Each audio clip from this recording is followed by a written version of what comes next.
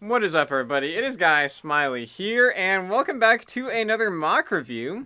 We are going to be taking a look at and breaking down this scene that I made for the World in Darkness group / collaboration. This is it's kind of like a futuristic modern military storytelling group where you kind of do scenes. There are previously established factions that you can build in. These guys in this scene are European Union soldiers. We'll take a look at those closer in a little bit.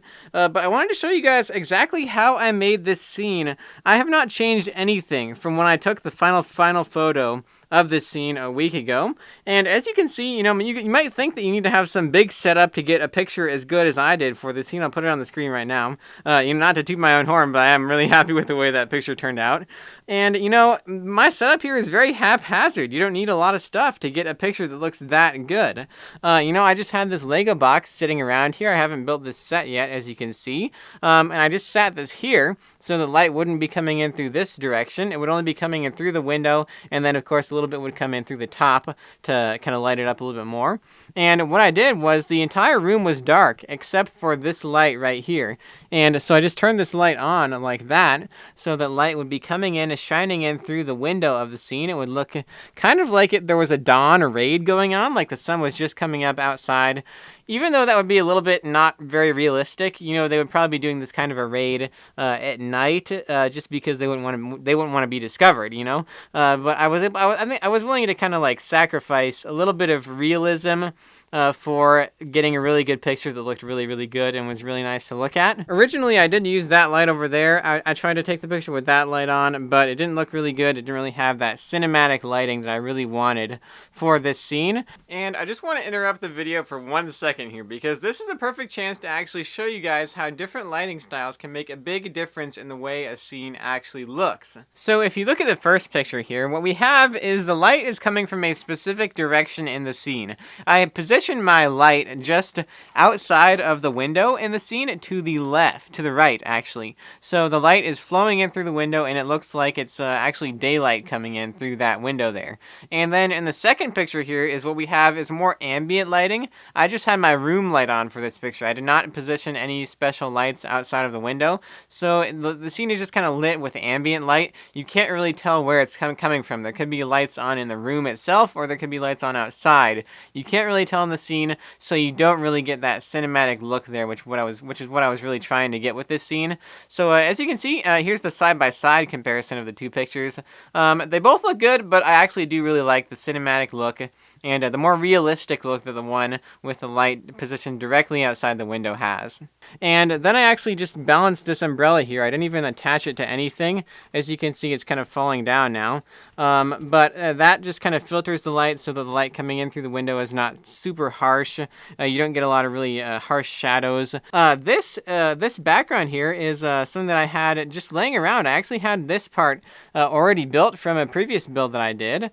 And then I actually just built this here. It's just some stacked bricks, some clear bricks, and some dark bluish gray bricks stacked on top of one another to kind of look like a skyscraper that is closer to the scene, and then these look like they're kind of farther away because they're smaller. I didn't really want to put too much time into that because in the final scene, you would only be seeing a very, very small portion of this, and the small portion that you could see would actually be very, very blurry through this window here, and mostly blocked with that guy there that's kind of rappelling down into the window. So I didn't want to put too much time into that. And what I did for the lighting in the actual servers here was I just actually took some light bricks, some Lego light bricks, and I positioned them behind the scene right here.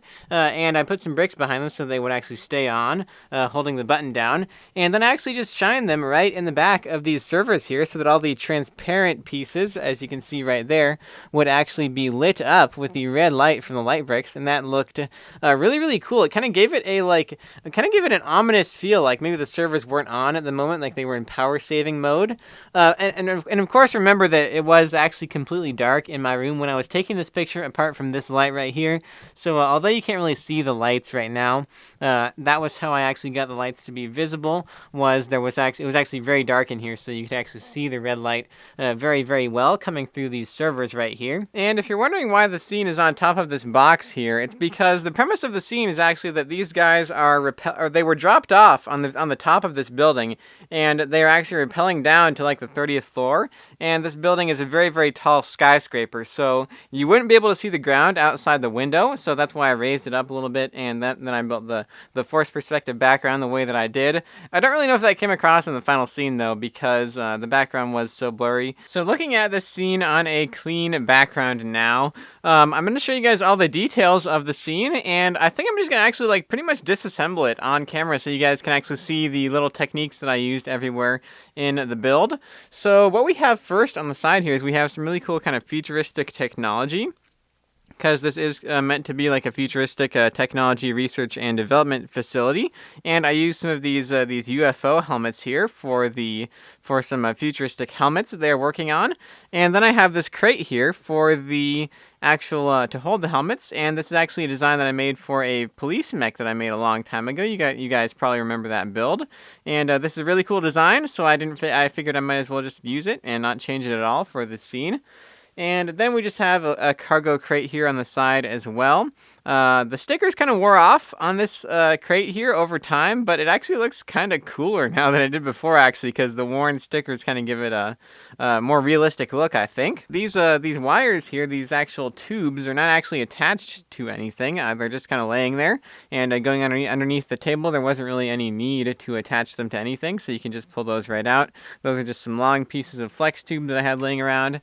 And then we have this table in the back, and what was going on here with this table was I had some string, and I just kind of stuck it underneath there, and it's kind of held in there. And then I actually attached the ends of the string to the top of the wires over there on these plastic colored things that are kind of meant to hold the wires for the different servers. And it's kind of meant to look like maybe that somebody had wheeled this cart in, and they had actually connected some wiring to the cart to the wires. They actually like had to take off the covering and to expose the wires, and then they were like doing something on the cart. Maybe they were trying to hack the system, maybe they were trying to delete stuff or download some stuff. Who knows? It's kind of left up to interpretation. That's kind of what I wanted this scene to be. I wanted to have a lot of stuff to just kind of where you know your mind could kind of create a really cool story for this, even if you didn't actually read the one that I kind of wrote for it on my Flickr photo stream. So this is just a piece of string here. It's not actually even Lego at all. It's just some string that I had laying around. And for the cart itself here, we have some of these custom printed screens here. These are from Eclipse Graphics. You can probably see his actual logo right there. There's a little Easter egg on those screens. I don't know if he makes these anymore, but you guys can check his website if you want some of these. I haven't really gotten a chance to use them quite yet, so it was actually kind of cool to use these finally, even though I got them so long ago. And then this, it's a pretty simple design for the table here. Not really much going on with it. It does have some legs and some of these round pieces being held in on the bottom of the cliffs to kind of simulate wheels. It's an actual like table with wheels on it that it can be rolled around throughout the facility wherever they need a computer station. And here's a closer look at the minifigures that I used in the scene. These are the European Union soldiers, and they used the brick build armor design that I came up with a very long time ago. I was very excited to finally get a chance to use that in a scene. You guys might remember me doing a tutorial video on that. And for this guy, I just actually added a really cool minifigure screwdriver in his backpack area to make it look like he has a little communications pack on, maybe some kind of antenna back there. And then they just have some tiny tactical guns here. I don't really know what kind of guns those are called. They're just tiny tactical guns that I got in a tray one time. They look really cool, very highly detailed. And what I think the coolest thing about this figure is the body combination that I was able to get here. What this is, it's actually just a Space Police torso, but I turned it backwards, so you can actually see the back side of it with the walkie-talkie there and these two pockets here, which I think is a really cool really cool element to this figure that kind of, you don't really get to see it in the scene very much, but you will see it once I take a closer up picture of these guys and post it for like a faction photo. And also, if you're wondering where these gas masks are from, these are actually the Lego gas masks, and I got 4 of them from the set that is actually below this. It's this set right here. I got this set at Walmart on clearance in one of my vlogs, and so those gas masks, they came in really handy, because without those I would not have been able to make these guys, because this armor design does require you to have something hanging over the front of the mouth area for this thing, because otherwise this would just pop up, because this front piece here actually isn't attached to anything. So moving on to the scene itself here, what we have is number 8 right here and number 9. These are brick built numbers that I made. They look really good because if you guys can see right here, this is number 8 server and this is number 9, so it kind of matches up kind of perfectly there. And these things can move around. These are like the virtual reality helmets that they would actually wear when, if like somebody would be wearing this helmet, is what I thought, and then this server powers this helmet, and they would be in this square here when they're actually like doing the virtual reality stuff, whatever that is. So yeah, it's kind of a cool concept I thought of, just kind of like a cool futuristic thing. You know, maybe they have like virtual reality warfare training or something, or virtual reality like internet hacking or something like that, something futuristic. So that's kind of the premise of this scene. And what these helmets are here they're actually just the fireman piece right here with the helmet turned backwards, so there's an attachment point for the clip at the back here. So now zooming out even further, let's actually start disassembling the scene so you guys can see how I made everything in it. Actually, let's do a 360 view of this before I break it. And back here, you can see that there is not a lot going on back here, and it's very messy, which is the great thing about building scenes, is you don't have to worry about what it looks like from any other angle except for the angle that you want to take the picture from. So you can just kind of hide all of your pieces back here, and you can use a lot more pieces than what you think you might have, because you can hide things in the back of the scene that you don't want people to see. And then we have this side over here, and we have the actual person here. This guy just hanging from a string that is attached all the way up here, because my string pieces are kind of long. And then I put this here because the light, when you're building the scenes and you have light coming from a certain direction, you have to really be careful about light shining through the gaps in the bricks. Because if your wall is only 1 brick thick, then light will actually shine through any gaps in the bricks. And this wall is pretty uninteresting. There's not really much going on with that. This area right here is where most of the cool stuff is. So we'll just take this whole thing off here, and I'll show you guys how I made these servers here. And as you can see, this is how I made those red dots. I just used a snake piece here. I used a red bar that I had laying around, and then I actually used a red tooth piece right there. So that's how I got these little red dots in between these things here. And then we just have these wire holders at the top here. They're just kind of being held on by some snot bricks there. As you can see, they are just being held on with one Technic brick on this side, and then one of these bricks on that side with those. And then we just have some rubber bands that I stuck in the end of this piece right here to kind of give the wiring effect. And now moving on to the actual servers here. This is probably the most complex part of this scene, and the one where I think that you guys can probably learn the most from, actually. So on the top, we can just take the whole entire top piece off, and that's just brick built up there. But this is a combination of snot bricks, and it's a combination of snot and upright building here. So it's really complex and actually really cool too. So we'll take this piece off. So as you can see right there, that's just a brick, and that's how I was able to get these really cool like square patterns in between with the lights in the middle. So there's that piece right there, and then we can take this whole section off here, and this is one section, and as you can see, that fits perfectly like there. Perfectly right there. If you just watch carefully, you can kind of see. I kind of feel like Gordon Ramsay. Watch carefully. You guys can see how I made this. But yeah, you know, I'm not really that good at explaining it. You guys can just kind of look at it here, because it's really weird. It's really weird how the geometry of Lego works out. 1 brick and 2 plates is the same thing as 2 studs. So that fits perfectly right in between there. like so. And then you can attach it certain ways by using bricks like that. This is a Technic brick that I was able to use to attach those bricks on either side, like so. And then the server itself is just built straight up with some offsets using these jumper plates here.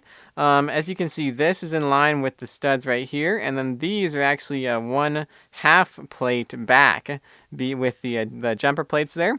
And then what I did on the inside was, and then I was actually able to reconnect it at the top too by using jumper plates as well to realign this top piece with the plates and the top brick built portion as well, so that this fits on there just like that perfectly.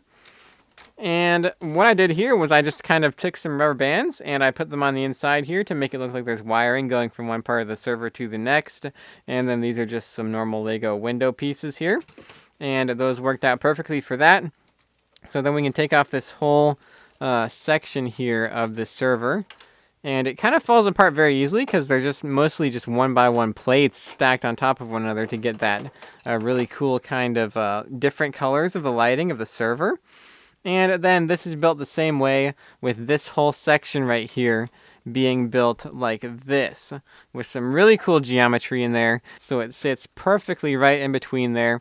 And that whole thing is actually five plates wide, just perfectly. So that's some really cool Lego geometry there with this build and these servers. And then I connected it to the wall back here, like so, and this lines up perfectly with the end of the scene. Then I was able to switch back to just building bricks with bricks straight up like that. And the second best part of the scene is probably these numbers here, because these numbers were actually very interesting to make. I'd never actually done numbers like this before. I'm always kind of scared to actually do them because I don't really know how, but now I actually kind of figured it out. And it's all pretty much the same thing. It's all built on actually just pretty much the same thing, that 2 bricks, actually no, I should say 1 brick and 2 plates is equal to 2 studs. It's all, that's, if you guys need to remember anything from this video, it's that 1 brick and 2 plates is equal to 2 studs in length. That is what you should take away from this video, because it'll help you a lot. It'll help you do some really cool stuff in Lego, because that's what allows you to make these numbers and what allows you to actually build some very interesting geometries like the servers in this scene. Here's a look from the bottom at the ground. As you can see, I built the initial part. I built the servers first, and I built that just using these plates here. And then since I didn't have actually enough dark gray tiles to do the whole thing in tiles, and of course I wanted to do the numbers here, which would be very hard to do with just tiles on the ground. So I was actually able to switch to using a brick built ground, from plates to brick built ground, using this technique here with these bracket pieces here. And then I attached on this side as well with some brackets right here. Let's just take this off so we can see that. Right here is how I attached it right there with the brackets. You guys can take a look at that. And then we can take this whole piece off right here, and this is the numbers. And the thing about the numbers is that they also pretty much derive from the fact that 1 brick and 2 plates equals 2 studs in length. And the thing about the 1 brick and 2 plates is that's actually equal to 5 plates. So 5 plates is equal to 2 studs in length. And that's how we get the center of this number 8 right here. As you can see, these are 2 1x1 plates right here. So if you multiply, 5 times 2 is 10. And this is 10 plates long right here. And then this is 4 studs, because 2 times 2 is 4. So that's how we get the center of the 8 right here. And then I'm pretty sure that it even holds true for the entire thing. Like this, because this would have to be 10 times 2, which is 20. So this right here is 20 plates in length. And you guys can count that up if you take a minute after this video. But this is 20 plates in length right here. And then this is 2 times 4, which is 8.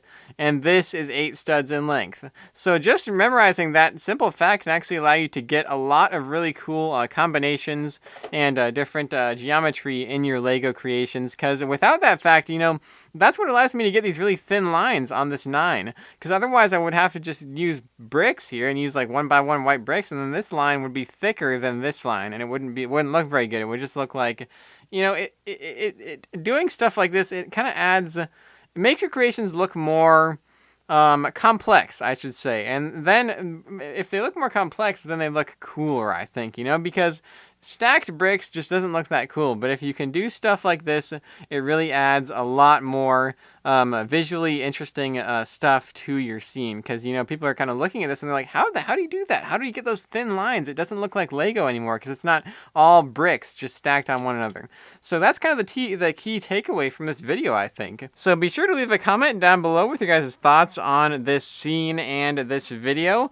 Since scenes are a little bit of a different kind of MOC, I thought it would be cool to just kind of break down the scene both literally and fundamentally for you guys, so that you guys might be able to learn from my techniques that I used in it and apply those things to your own builds. Be sure to leave a like on the video and subscribe to the channel as well, and I will see you guys next time.